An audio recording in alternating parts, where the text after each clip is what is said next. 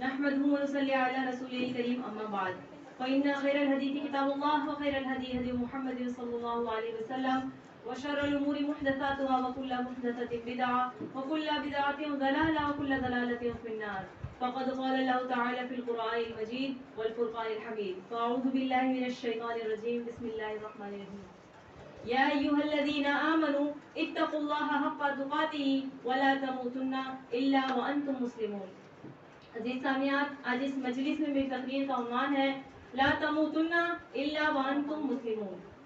ابھی جو سورہ آل عمران کی آیت کریمہ میں نے آپ کے سامنے پڑھی، اس کا مفہوم یہ ہے کہ اے ایمان والو، اللہ سے ڈرو جیسا کہ اسے ڈرنے کا حق ہے، اور تمہیں موت نہ آئے مگر کہ تم مسلمان ہی مرنا.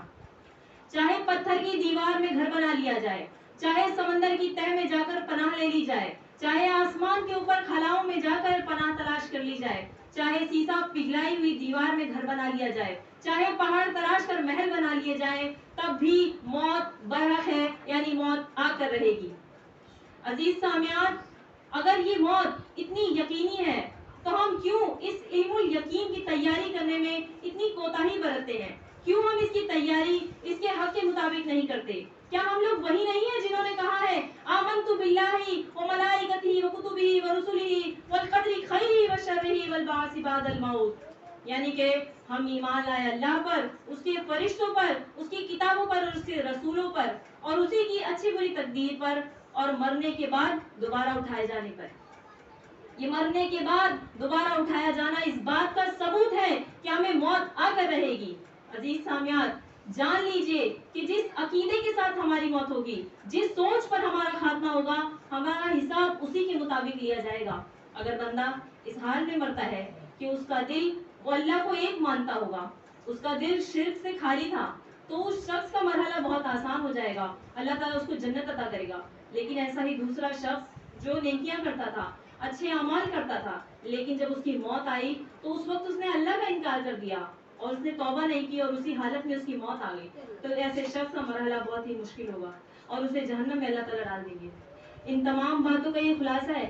آج ہم لوگ جب ہم سنتے ہیں کسی غیر مسلم کے بارے میں کہ فلاں غیر مسلم نے اسلام کو قبول کر لیا ہے، تو ہم خوشی محسوس کرتے ہیں، کیونکہ کسے معلوم تھا کہ وہ غیر مسلمان گھر میں پیدا ہونے والا شخص جو پیدا تو ہوا تھا کسی اور دین کے اندر، لیکن اسے موت اسلام پر آئی. کون جانتا تھا کہ اس کی موت اسلام پر آئے گی؟ ان تمام باتوں کا خلاصہ یہ ہے کہ حالات ہمیشہ ایک جیسے نہیں رہتے، حالات بدلتے رہتے ہیں، ایمان گھٹتا بڑھتا رہتا ہے. کبھی کبھار ہمارا ایمان اس قدر بڑھ جاتا ہے کہ ہم سوچتے ہیں کہ اب ہم تو گناہ کر ہی نہیں سکتے، ہم اب گناہ کرنے کی سوچ بھی نہیں سکتے. لیکن انسان کا ایمان کبھی کبھار اس قدر کم ہو جاتا ہے کہ اسے کبیرہ گناہ بھی بہت کم نظر آتے ہیں. جب کوئی مسلمان چوری کرتا ہے تو ایمان اس کے دل سے نکل جاتا ہے. جب کوئی مسلمان زنا کرتا ہے تو رسول اللہ صلی اللہ علیہ وسلم نے فرمایا کہ ایمان اس کے دل سے نکل کر اس کے سر پر منڈلانے لگتا ہے. یہ تو بہت ہی عظیم گناہ ہے. اور وہ شخص جو شغل خوری کر رہا ہے، اور وہ شخص جو بازار میں جھوٹی قسمیں کھا کر اپنا سامان فروخت کر رہا ہے، اور وہ شخص جو کسی کو دھوکہ دے رہا ہے، یہ تمام اگر انہی کاموں کے اندر انہیں ملک الموت ان کی روح قبض کرنے پہنچ جائے تو اس شخص کا کیا حال ہوگا؟ بھلے ہی نہیں کیا کرتا تھا، صدقہ خیرات کیا کرتا تھا، لیکن اس کی موت گناہ گاری کے اندر آ گئی، تو ایسے شخص کو اللہ تعالیٰ اس کی سزا ضرور دیں گے.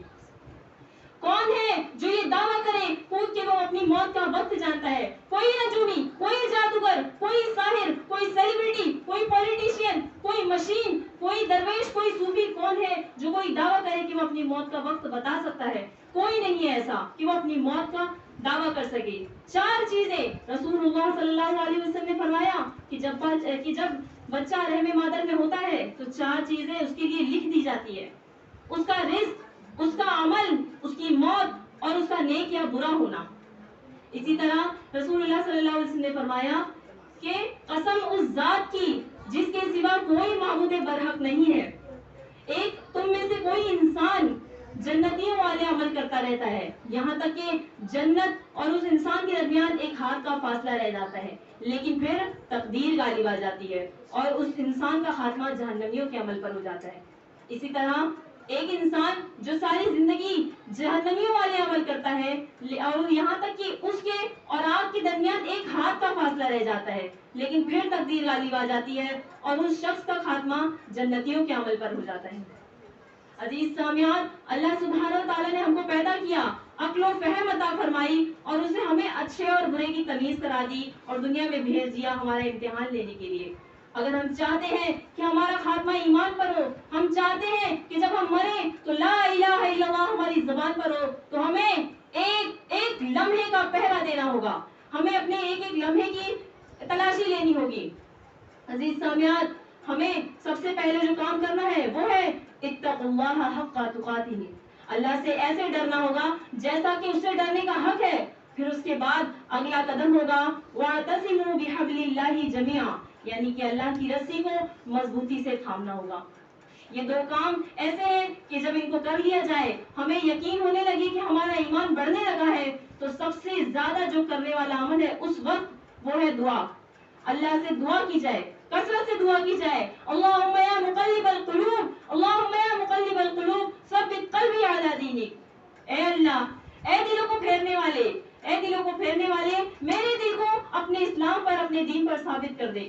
دوسری دعا سورہ آل عمران میں اللہ تعالیٰ فرماتا ہے 8ویں آیت میں ربنا لا تزغ قلوبنا بعد اذ ہدیتنا وہب لنا من لدنک رحمہ انک انت الوہاب، یعنی کہ اے رب، ہمیں ہدایت دینے کے بعد ہمارے دلوں کو ٹیڑھے نہ کر دینا، ہمیں ہدایت دینے کے بعد ہمارے دلوں کو ٹیڑھے نہ کر دینا اور ہمیں اپنے پاس سے عطا فرما، بے شک تو ہی سب سے بڑی عطا دینے والا ہے۔ ربی یسر ولا تعسر وتمم بالخیر، اور ہمیں کہہ دینا چاہیے ان صلاتی و نسکی و محیای و مماتی للہ رب العالمین، کہ بے شک میری نماز، میری قربانی، میرا جینا، میرا مرنا سب کچھ اللہ کے لیے ہے۔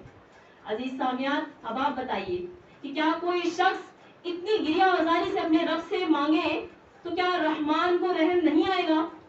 وہ رب جو 70 ماہ سے زیادہ محبت کرتا ہے، کیا وہ دعاؤں کو رد کرے گا؟ نہیں۔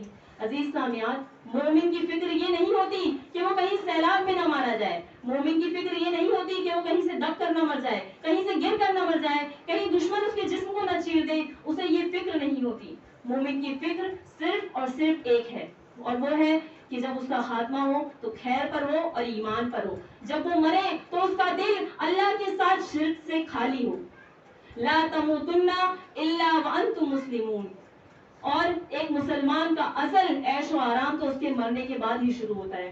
ایسے حالات میں یہ شعر کہنا غلط نہیں ہوگا، مرنا تو اس جہاں میں کوئی حادثہ نہیں، مرنا تو اس جہاں میں کوئی حادثہ نہیں، اس دور ناگوار میں جینا کمال ہے۔